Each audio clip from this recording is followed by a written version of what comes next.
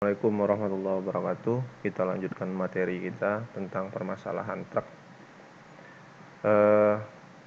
Truk pada dasarnya sudah sering kita kita jumpai di lapangan. Berbagai macam bentuk dan fungsi truk. Secara kondisi itu tergantung dari teknis buangannya juga. Truk di sini alat yang digunakan sebagai alat angkut, ya. Jadi dia sebagai alat angkut karena kemampuannya misalnya dapat bergerak cepat dengan kapasitas besar dan biaya operasinya relatif murah. Khusus untuk jalan angkut yang kurang baik dapat menggunakan truk yang disebut dengan cross country ability, ya. Jadi di sini ada kemampuan berjalan dengan kondisi yang lebih cepat, kapasitasnya besar, ya, operasinya relatif murah dan jangkauannya lebih panjang, yang harga dan biaya operasinya lebih tinggi daripada truk biasa. Beberapa hal yang membedakan macam truk adalah yang pertama, ukuran dan bahan bakar yang digunakan. Yang kedua, banyaknya gigi persneling. Yang ketiga, banyaknya roda gerak. Misalnya 2, 4, dan 6 roda, ya. Kemudian susunan roda-roda dan banyaknya sumbu atau gandar, ya. Nanti kalau mengenai masalah sumbu atau gandar ini di materi kuliah jalan didapatkan. Kemudian kemampuan angkut, ya, kemampuan angkut dalam ton atau meter kubik. Yang berikutnya cara membuang muatan, dumpingnya, misalnya melalui rear dump, buangan belakang, side dump, buangan samping, dan bottom dump, buangan bawah. Kemudian untuk pekerjaan konstruksi sipil umumnya menggunakan truk yang bak pembuang otomatis, ya. Truk semacam ini disebut dengan dump truck atau tipping truck. Lalu perbedaan arah penumpahan dump truck yang seperti yang saya sampaikan di awal, ada buangan belakang, ada buangan samping, dan ada buangan bawah.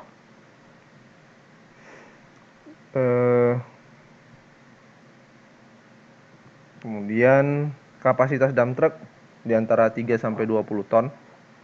Besarnya truk diusahakan agar imbang dengan kemampuan alat produksi, alat gali atau alat pemuatnya, agar menghindari jangan sampai terjadi adanya truk yang menganggur sewaktu organisasi alat tersebut bekerja sehingga biaya produksi menjadi lebih besar. Artinya di sini kita memandang dump truck sesuai dengan pekerjaan.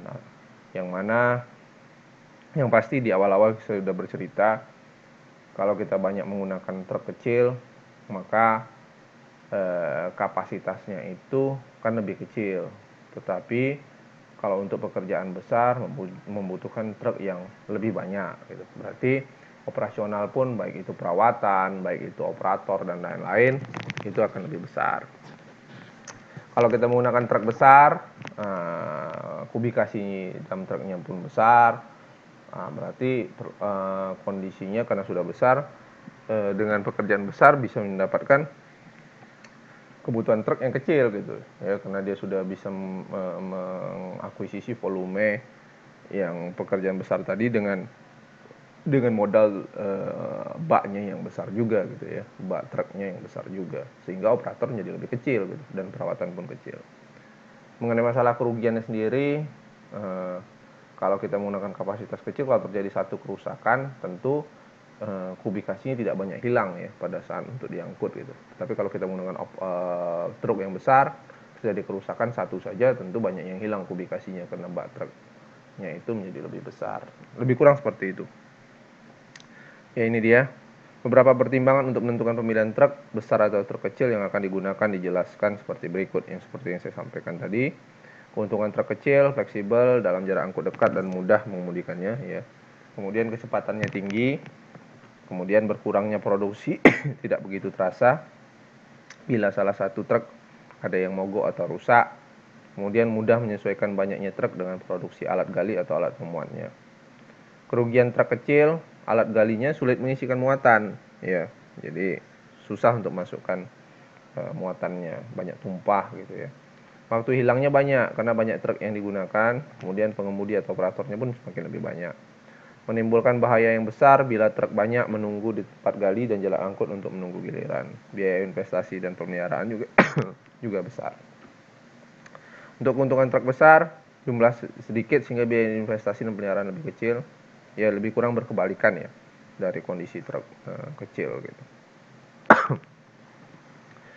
Jadi dapat dilihat di sini pengemudi atau operatornya sedikit, baik untuk angkat jarak jauh. Kemudian bahaya berkumpulnya truk di satu tempat dapat dihindari. Pemuatan dari alat gali lebih mudah, sehingga waktu hilang kecil, bahan bakar biasanya relatif sedikit. Memperkecil frekuensi menunggu pada tempat gali. Kerugian truk besar, biaya angkut besar, waktu muat besar, khususnya bila alat gali ukurannya kecil gitu.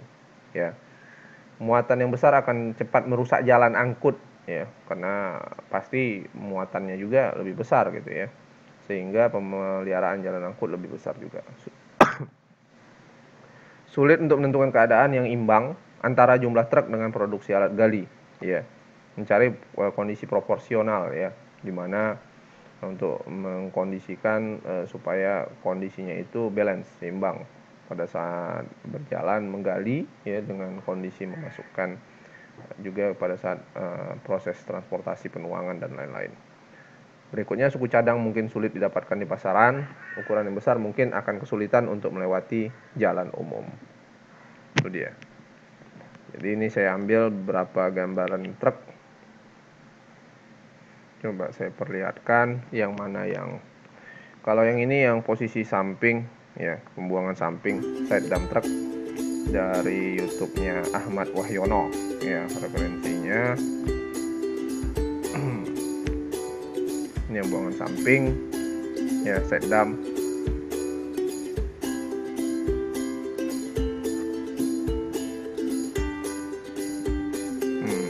Dapat dilihat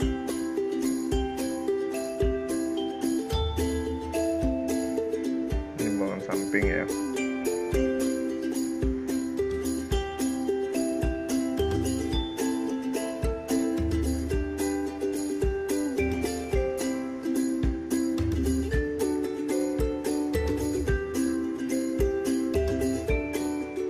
Bukaannya hidrolik dari samping.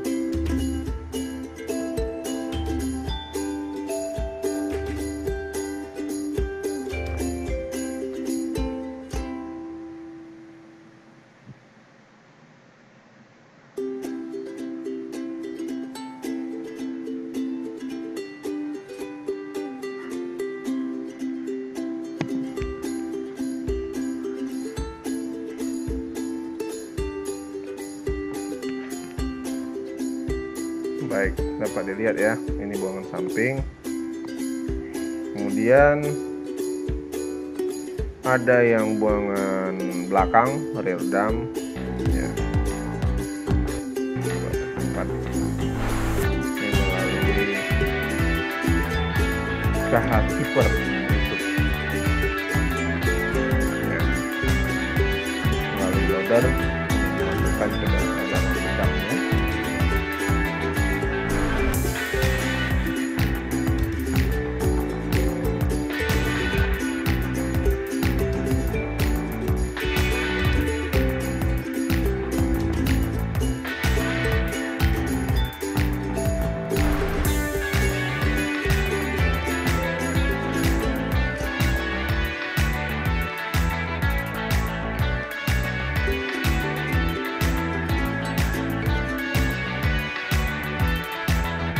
Buangan belakang, rear dump.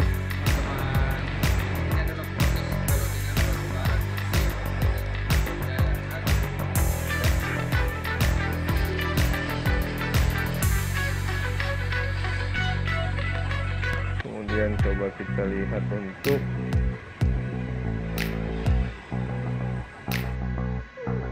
buangan bawah, ya. Ini buangan bawah. So in this landscape delivery, we needed the material close to the work site, but not blocking this narrow little street.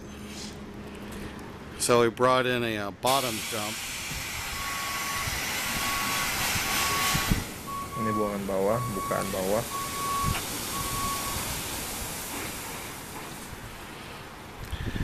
That obviously dumps the material out from the bottom. Gets at the length of this bed almost. Well, we could make it the length of the bed if we needed to, but it's got it nice and tight right up against the landscape. kelihatannya lebih rapi ya, dan tidak terlampau banyak And that's the advantage of having multiple types of truck units to work with. Bottom dumps, end dumps, Super 10 side dumps. Yang buangan bawah. Baik, kita lanjutkan. Ini langsung kepada contoh soal ya.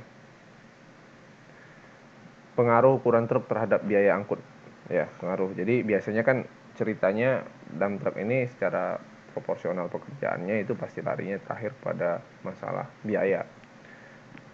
Digunakan shovel kapasitas bucket 0,75 kubik yard untuk menggali ya, menggali dengan kondisi tanah baik dengan swingnya 90 derajat. Waktu siklus shovelnya 21 detik. Digunakan truk dengan anggapan waktu angkut, buang dan kembali 6 menit untuk berbagai macam ukuran truk. Jadi sekarang kita lihat posisi truknya itu yang akan kita sewa ataupun yang kita pakai atau kita gedungkan, itu ada berbagai macam tipe kan, artinya dari damnya ya, kubikasi damnya atau kubikasi baknya itu. Sekarang kita lihat, saya menunjukkan perhitungan jika dia menggunakan kapasitas truk 3, 6, 10, 15, dan 20 kubik yard. Digunakan truk kapasitas 3 kubik yard contohnya. Yang pertama kita cari waktu muat. Waktu muatnya 3/0,75. 3 itu ini ya dari kapasitas truk. Kemudian 0,75 dari kapasitas bucket. Dikalikan 21. 21 itu cycle time shovel. Totalnya shovel itu bekerja 84 detik atau 1,4 menit, memasukkan ke dalam 3 kubik yard. Ya. Kemudian round trip truknya 6 plus 1,4. 6 itu ini dia. Digunakan truk dengan anggapan waktu angkut, buang dan kembalinya 6 menit. Cycle time-nya truk ditambahkan proses dari waktu muat 1,4, berarti total round trip truknya 7,4. Jumlah truk yang digunakan ya, jumlah truk yang digunakan 7,4, ini salah nih, bukan per 7,4 tapi 7,4 per sebentar, ini kubikasi menit dibagikan 7,4 menit dibagikan 1,4 ya, dibagikan 1,4 ini. Dapatlah totalnya itu 5,3 buah ya. 7,4 7,4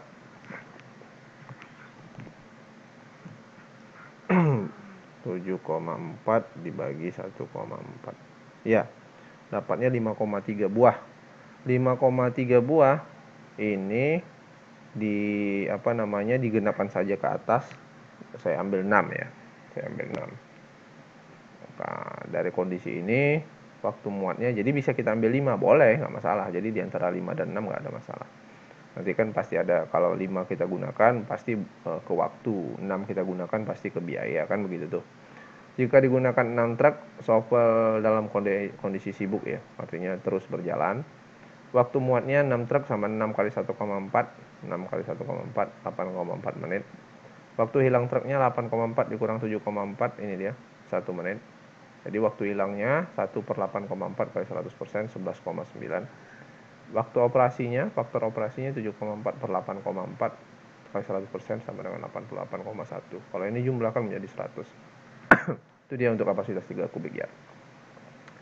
Untuk kapasitas 6 kubik yard, waktu muatnya nih 6/0,75, 0,75 shovel, 6 itu dari kapasitasnya. 6 truk kali 21 cycle time shovel 21 detik, totalnya 2,8 menit. Round trip truknya sama dengan 6 tambah 2,8 sama dengan 8,8 menit. Jumlah truk yang dibutuhkan berarti 8,8 per 2,8 sama dengan 3,15. Jadi berarti bisa kita gunakan 3 atau 4. Jika digunakan 3 truk misalnya, 3 kali 2,8 sama dengan 8,4 menit. Waktu hilang shovelnya 8,8 dikurang 8,4 sama dengan 0,4 menit. Ya, maaf. Kemudian waktu hilangnya 0,4 per 8,8 dikali 100%, 4,5%. Ya, 4,5%. Baik, tadi kalau kita menghitung yang 3 truk. Sekarang kalau yang 4 truk, ini dia, sama. 11,2 menit waktu muat 4 truknya, waktu hilangnya 2,4 menit. Ya. Jadi waktu hilangnya 21,4 dan 78,6. Itu dia kalau kita menggunakan 4 truk, kan ada perbedaan jadinya. Begitu juga untuk perhitungan dari 15 kubik yard, nantinya 20 kubik yard begitu juga ya. 10 kubik yard pun begitu juga. Di sini ada biaya operasi yang masing-masing udah kita ketahui misalnya ya. Kalau yang 3 kubik yard 8.960 per jam, 6 kubik yard 11.760 per jam, dan terakhir 20 kubik yard yaitu 34.480 per jam. Ini akan kita masukkan kepada biaya operasional secara langsungnya nantinya. Ya, ini kita misalkan kita tabelkan saja, sudah kita tabelkan ini ya. Yang 3 tadi kalau misalnya 3 ukuran 3 kubik yard, maka kita gunakan 5 truk. Kemudian kalau 3 kubik yard 6. Jadi kan tadi kan 5,3 dapatnya, 5,3 di antara 5 dan 6. Yang kalau kita gunakan 6 kubik yard di antara 3 dan 4 truk 10, 2 dan 3 ya. 15 dan 20 dia stuck di 2 dan 2. Kemudian produksi per jamnya tadi kita hitung 96, 102, 97, 102 ya. Produksi per jamnya. Ya, produksi per jamnya. Ya, kondisinya 96 plus 102 ya. Ini persatuan jam ya.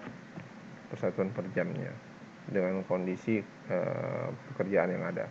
Kemudian waktu muatnya tadi 1,4, 1,4, 2,8, 2,8, yang 1,4 itu yang ini ya. Nah, itu kita masukkan.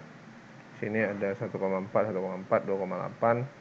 Terakhir itu kalau kita menggunakan 20 itu 9,3. Biaya muat truknya di sini untuk per truk ya. Ini totalnya dalam satuan rupiah. Tadi ini dari mana biayanya? Dari sini. Nih. Kita masukkan saja di sini. Kalau kita menggunakan satuan kita menggunakan dump truck 3 kubik, berarti nilainya 8960 per jamnya tadi. Dan yang 20 kubik yard itu 72.960. Totalnya itu kalau hitungan per jamnya jadi kalau hitung per waktu muatnya ini kita menggunakannya 208 ya, 208. Kemudian 548,8, 548,8. Begitu selanjutnya. Nah, nantinya ini saya ambil salah satu contoh perhitungannya ya. Ini dia. Jadi ini kita rangkumkan, kita tabelkan. Saya ambil contohnya yang di bawah ini untuk mendapatkan angka ini ya. Jumlah cycle shuffle di sini ya, ini kita menggunakan yang kapasitas 6 kubik ya. Saya coba menghitung kapasitas 6 kubik. Jumlah cycle shuffle sama dengan 60 per 21 kali 60 ya. 60 per 21 kali 60. 60 di sini dalam kondisi 1 jamnya. Per 21 itu cycle shuffle-nya tadi nih ya, dikalikan 60 dalam 1 jamnya. Jadi 171,6 kali ya cycle shuffle ataupun jumlah siklus yang berlaku pada shuffle-nya. Kemudian produksi ideal shuffle-nya 171,6 dikalikan 0,75. 0,75 itu dari kapasitas bucketnya. Ya, kapasitas bucketnya. Totalnya 128 kubik yard per jam ya, 128. Produksi nyatanya 80% diambil, jadi tidak 100% karena mengingat banyak hal yang akan hilang ya. Jadi faktor dari operator, dan itu pada saat dia loading ke dam itu artinya memasukkan bahan-bahan ke dam itu ada tumpah dan lain-lain. Dikalikan 128 kubik yard per jam, totalnya 102 kubik yard per jam. Produksi nyata ya, berarti real di lapangannya. Waktu tempuh truknya 6 menit tadi ya, 6 menit pergi pulang nih. Jika digunakan truk kapasitas 6 kubik yard, maka jumlah truk kita 3,15 ya, 3,15. Lihat hitungan tadi yang di depan, kemudian kita coba menggunakan 3 buah truk, berarti ini dia 6 dengan 3 buah truk ya. Dari mana angka 97 itu? Produksinya sama dengan 3 per 3,15 kali 102. 3 ini 3 buah truk per 3,15 itu dari ini jumlah truknya dikalikan 102 itu produksi nyata. Dapatlah 97 kubik yard per jam produksi nyatanya. Ini angkanya ya. Kemudian biaya truk per jamnya sama dengan 3 kali 11.760. 3 itu jumlah truknya 3 buah. 11.760 itu dari angka harga sewa ataupun harga gunanya. Totalnya 35.280. Biaya muatnya sama dengan 2,8 dikalikan 11.760 per 60 ya. Per 1 jam. 2,8 itu dari kondisi angka biaya muat sebentar. Nih ya, waktu muatnya. Waktu muat dari 6 ya, 6 kubik yard. Nih, waktu muat dari dump truck 2,8 menit. Kalikan 11.760 harga sewa per 60 ya 1 jamnya. Dapatlah per 1 jamnya 548,8. Ini dia. 548,8. Biaya muat truk per kubik yardnya 548,8 dibagi 97. Kondisi nyatanya realnya. Dapatlah per kondisi nyatanya 91,5. Biaya angkut truk per kubik yardnya 35.280 per 97. Produksi nyata. Dapatlah biaya angkut truk per kubik yardnya 363,7. Ini kita bandingkan ya. Ini kita bandingkan mana yang mendekati tepat biayanya ya. Artinya yang kita ambil bisa ngambil biaya yang murah. Jadi di sini bisa kita lihat biaya angkutnya secara kondisi.